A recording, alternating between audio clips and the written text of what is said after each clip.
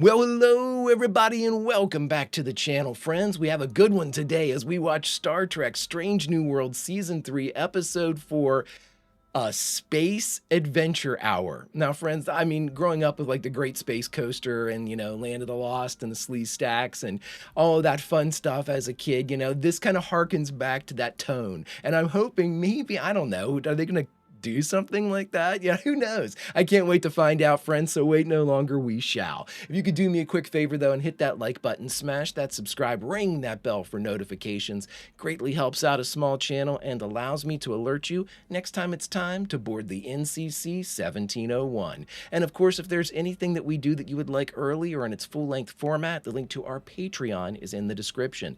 And if you're not a fan of Patreon, consider YouTube memberships. You'll get all of our episodes at least a day early. But my dear friends, all that is then and this is now, and now it's time for the 4th episode of the 3rd season of Star Trek Strange New Worlds, A Space Adventure Hour. Prepare to engage maximum warp reaction. And away we go!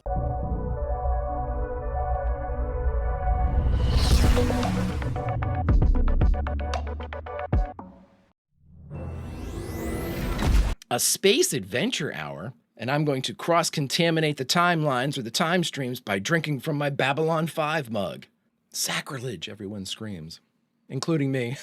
Hello, Scotty. Professor. Professor. Spock. Christine. This is Dr. Corby. My date. Uh-oh. I actually like the way they portrayed Corby. Captain, we're picking up that space radiation again. Whatever this is. Oh my God, it's Paul Wesley. We're all children of the cosmos. Cap, Oh my God. crew members report to medbay. On account of melancholia, I have... Melancholia. But Captain, we're outside of regulation space. Don't lecture me on jurisdiction, Lieutenant. I wrote the book on space jurisdiction, Oh my God. and I am known for my diction. What the hell are we doing?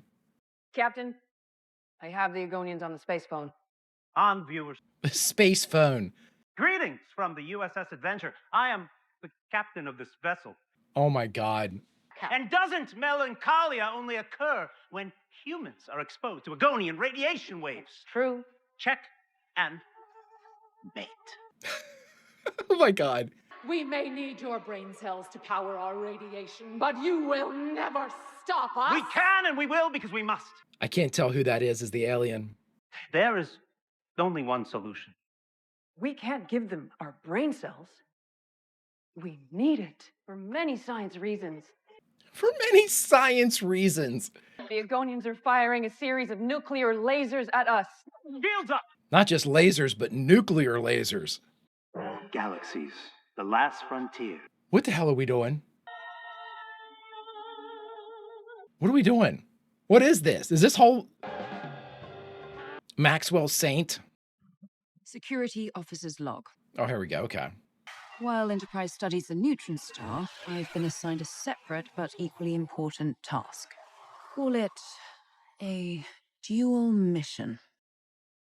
Now, the device we're going to be testing is called the Recreation Room. Holodeck, for short. Sounds better. Oh my God, really? While Enterprise studies the collapsing neutron star, you're going to test the holodeck. Put it through its paces under a real mission. Show it could work under genuine, rigorous circumstances. You push it as hard as you can. Yep. You told me you needed a challenge. You're welcome.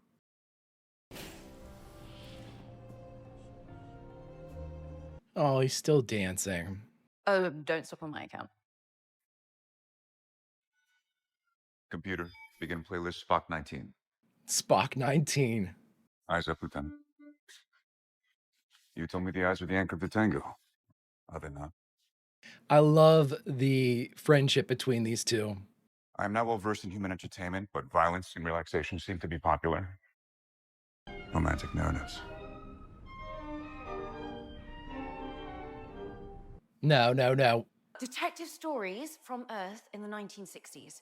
The captain of the ship that rescued me from the Gorn, he gave me a copy and I became obsessed. But she always found herself in the middle of a murder or a kidnapping or a heist gone wrong. Like any good detective. Although the computer might have trouble keeping the simulation running as it is. Pelly is on shore leave, so you want to call in Spock again? Pelia is never here. The only biosignatures we have at that resolution are from the transporter pattern buffer. We use their likenesses to create holographic interactive avatars. Oh my God, fantastic.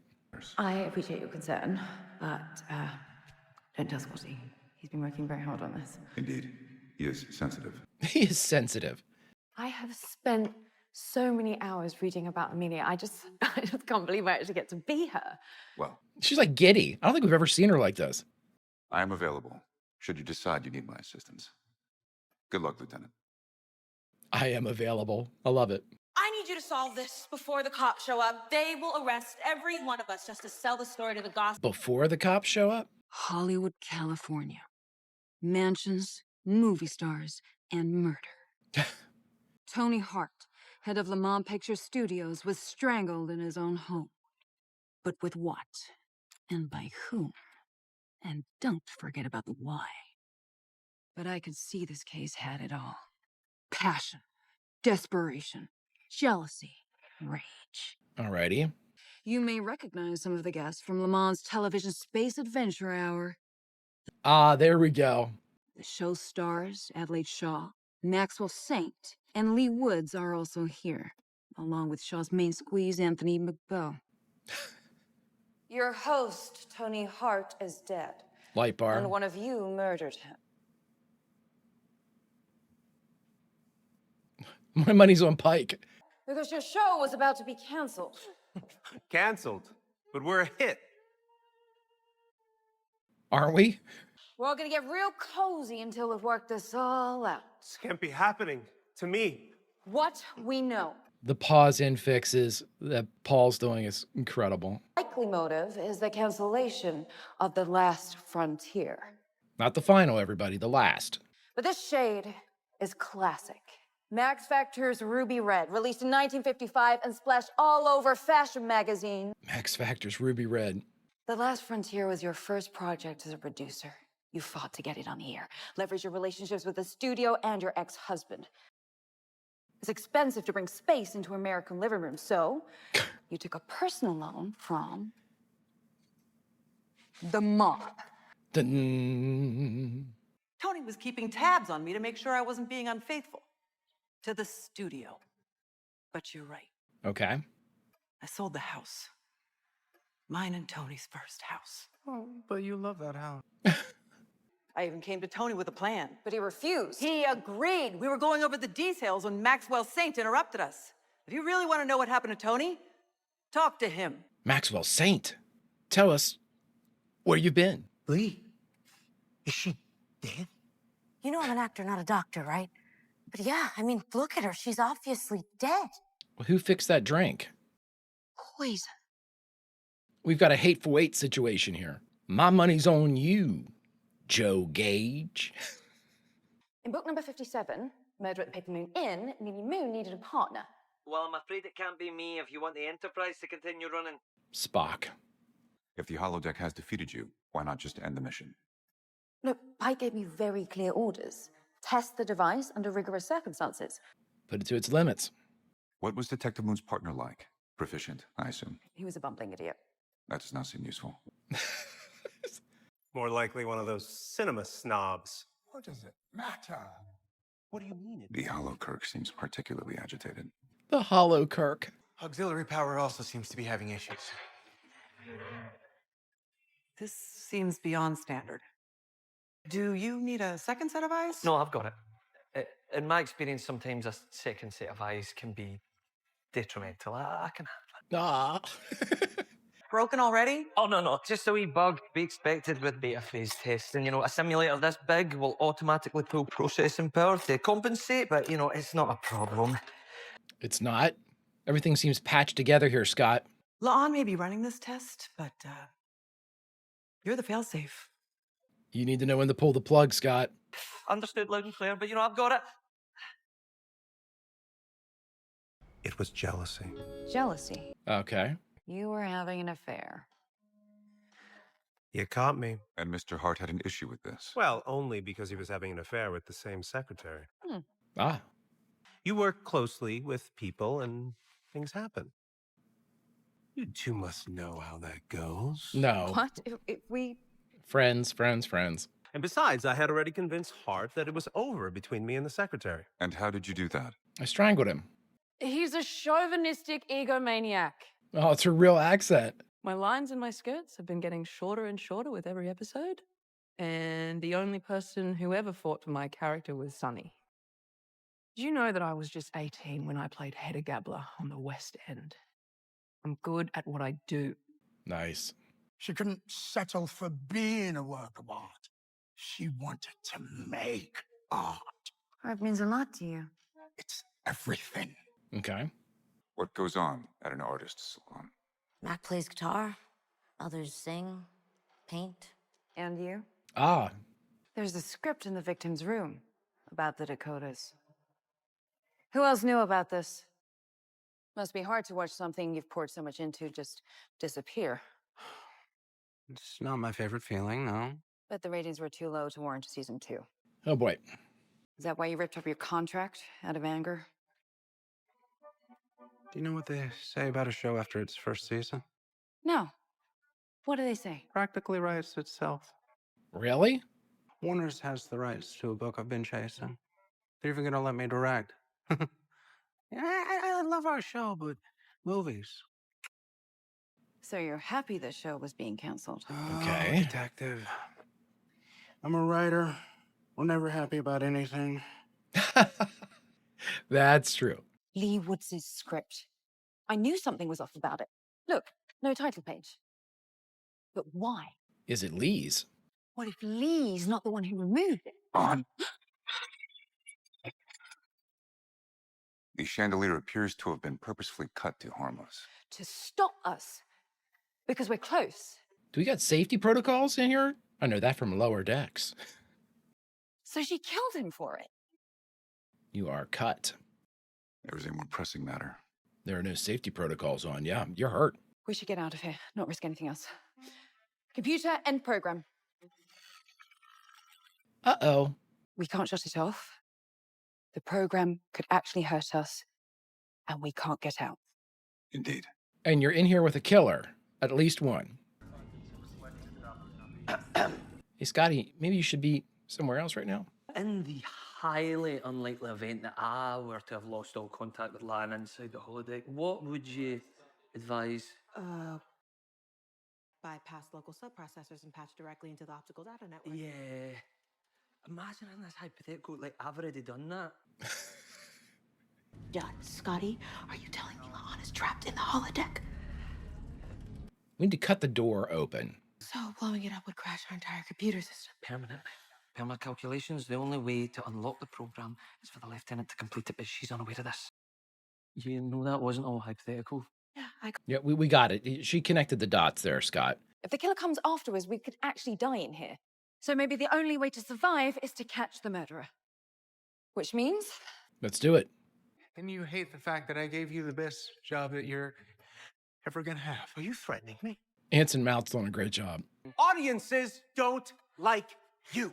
At least I can deliver a line realistically. Jesus. She's dead. Joni Gloss. It's not what it looks like. I was just looking for a light. She was dead when I found her. This is the second time. Social commentary with rubber masks and buried metaphors. You know, science fiction. And the studio did not agree with this vision. TK wanted Frontier to take our rotten world with its warts and injustices and give audiences something better. You don't think some kid out there is going to see this show and spend the rest of their life searching the stars? And can love a piece of art or music or a story so much that it heals them, shows them parts of themselves they've never even seen before, give them hope. That's great. Given generations of fans a place to feel seen, to belong, something to believe in.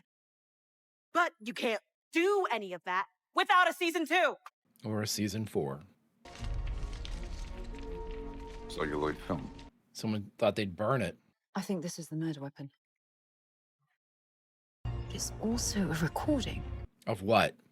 Captain, I'm detecting a gamma burst heading into our flight path. It's heavier energy than expected. The sensors are overloading. Oh, great. Well, take us down, steer as clear as you can. I'd like to, but we just had a massive power drain. Engines aren't responding. Neither are shields. Neither are shields? Then shut it down. We have a situation on the bridge and I need power, now. Yeah, it's not quite that easy, sir. Red alert! At least that button still works. We're going to fly headfirst into a massive gamma ray burst, and we are not going to survive it. That's about as clear as you can make it. It looks awesome. Let us get... Woo! We're through. Nice job, Erica. Let's say I figured out a way to contact La'an, hypothetically. Then you be my hypothetical hero. Refusing to let her talk to anyone who's not part of the program. It's evolving. So you need to convince it you're a hologram, too. And you gotta call him on the telephone. The Agonians? Oh, God. What? Keep rolling. Was that too much? Okay, so this is a outtake. Does no one here care about my vision? Sir? What? There's a call.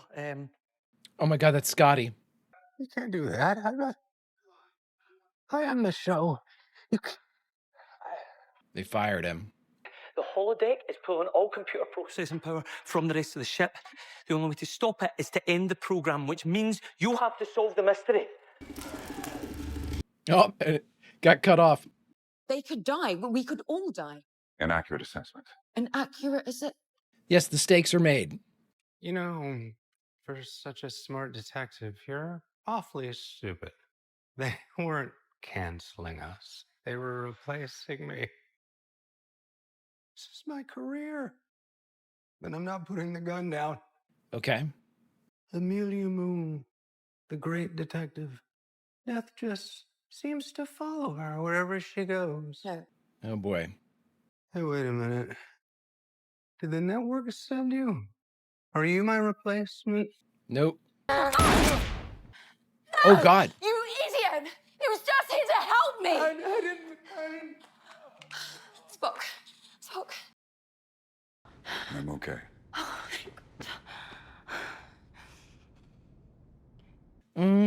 Please don't do this. You're the killer. You poisoned Mapino's cup when you were running diagnostics. You sabotaged the chandelier, then saved me from it. A novel theory, but I have no motive. I'm simply your colleague assisting you with the case. You're not even a part of the story. I brought you here. Oh. Did I? You're not my colleague. You're a hologram. You have been since the moment I walked into the holodeck. It knew I'd never suspect him. Really? Bravo, Lieutenant Law Noonien Singh. You have solved the mystery. Oh. It's not over. Computer. End program? No, maybe so. So where was Spock the whole time then? We do not recommend the device be installed on active ships at this time. How about we recommend that it be locked in a box deep underground somewhere?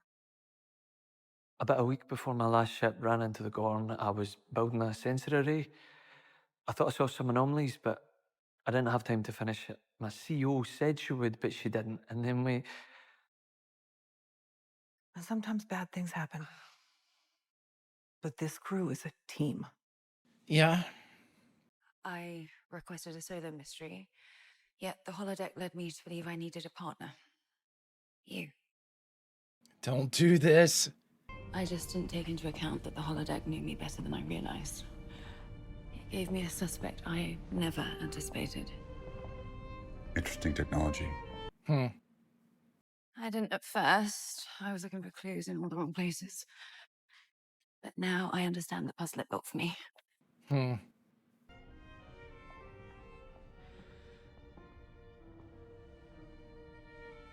Oh my God, please. I know the feel of your arms when we dance. I know the way we look into each other's eyes.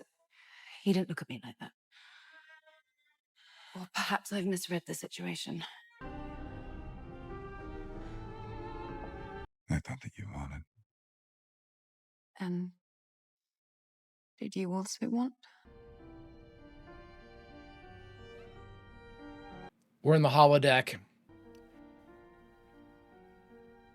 Please. We're not. Oh, no. It's the human food pies. Is it pies or Hi. There's only one Riker. help? Help! Yeah, I got you. Is that Rebecca Romaine? I'm assuming.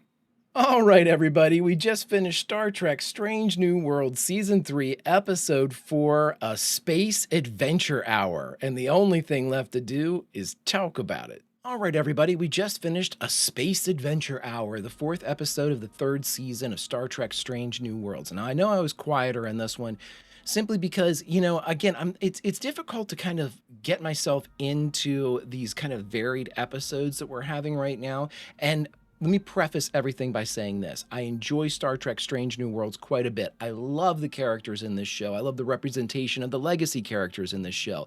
I have no bones to pick when it comes to that. My concern right now is basically on the seasonal structure that we have and some of the selections for topics for the episodes. And again, what in the hell do I know about any of this stuff? My opinion, again, carries no weight whatsoever other than, you know, this is just me expressing how I'm feeling right now. So please don't think I'm attacking any of your, if you really love the show or this episode in particular. And it's, again, it makes it sound like I'm getting ready to blast it. I am absolutely not. Here are my concerns. Whether or not this was intentional or deliberate, it seems like the creatives at Strange New Worlds are kind of going around like the history and lore of Star Trek and being like, hey, let's do a Trelane episode. Okay. Let's do a holodeck episode. Okay. And again, whether or not that's, and this could all again wrap up into some grand seasonal type of storyline that we're having. It just seems very separated right now. It just seems very disjointed. And then that's perfectly fine. And we had individual episodes that were standalone episodes in season 1 and 2 easily, you know. But again, there was some measure of carry through. When I look at this now, no matter how you cut it, we're through 4 episodes. We're almost halfway through the season.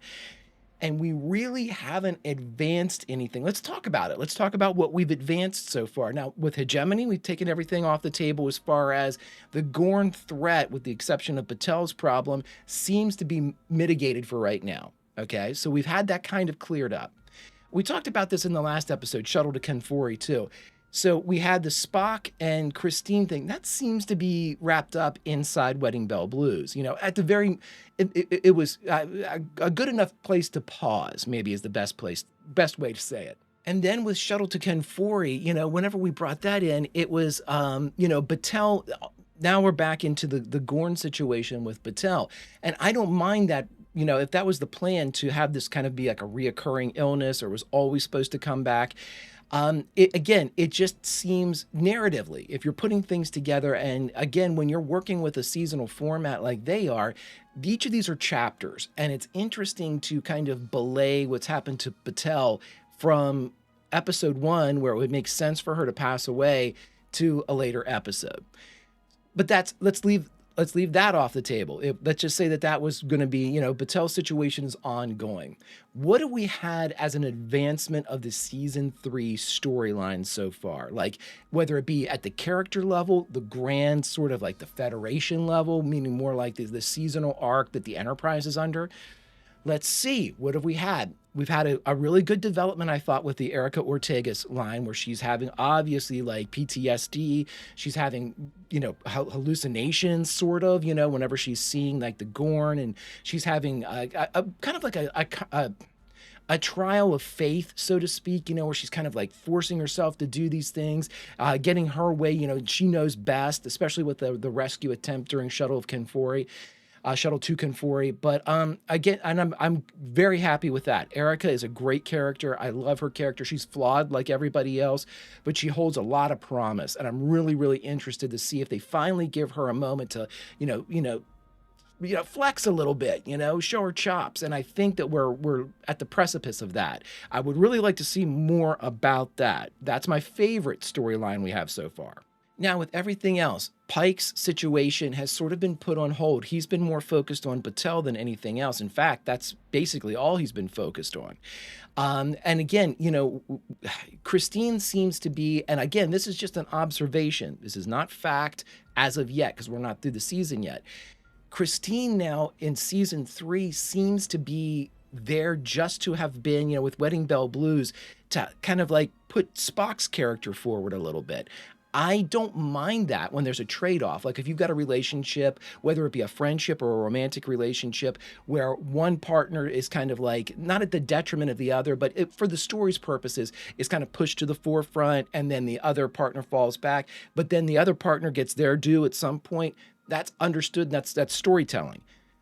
However, in this season so far through 4 episodes, Christine's main job here has basically been to act as a catalyst or whatever for Spock to either grow beyond her, grow away from her, whatever it happens to be. She's a footnote in Spock's path instead of being on her own path that intersected with Spock. Does that make sense? In addition to that, I mean, I enjoy sort of like the comic relief that Scotty's character brings.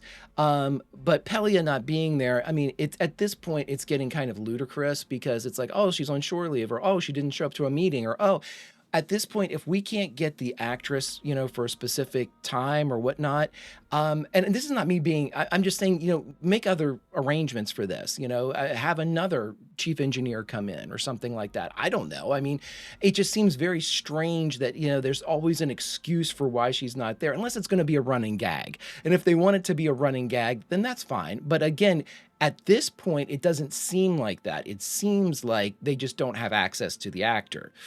That's a problem too. Now, Uhura has the promise of Beto, Erica's brother.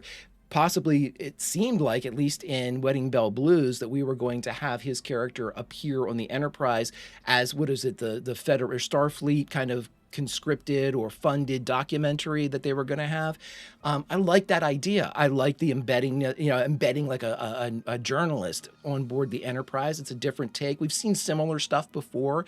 I think of like Lower Decks and things like that. But that's always an interesting, take. We're going to get a different view of the Enterprise. I mean, I'm a fan of the Enterprise and all the characters. It's interesting to see somebody arrive, or somebody that doesn't have those preconceived notions. They're coming in and viewing people and relating what they see as they're viewing them now, not with our flavored, we know them, we've grown to love them. This is just kind of a base. How do they stand right now in perception wise? How do we see these characters in the moment without any type of history? I want to see stuff like that. So that's promising in and of itself. We haven't had much with Mbenga. He accompanied Chris to Confori. He's been working to save Battelle. Okay, but that's part of the job. That's not necessarily something that's a seasonal arc for Mbenga, unless they develop it more, which they haven't. Which leads me to La'an Noonien Singh. La'an is arguably my favorite character on the show. I think that she holds an incredible amount of promise. I think Christina Chong is incredible. I mean, she's an absolute triple threat. She is a great actor, great singer, great dancer that we've been seeing. I appreciate talent in all of its forms, and she is executing perfectly. Even in season 3, which I have a big problem if they want La'an to now be to like Spock. I don't mind the idea that she could have romantic feelings for Spock, I guess. I don't know, maybe I do. Because here's the thing. La'an is such a closed-off person. We talked about this. She's very guarded. She's incredibly guarded. It's a safety thing. It's self-preservation. She can't get close to people. She's lost everybody that she's ever been close to, including Jim in Tomorrow and Tomorrow and Tomorrow.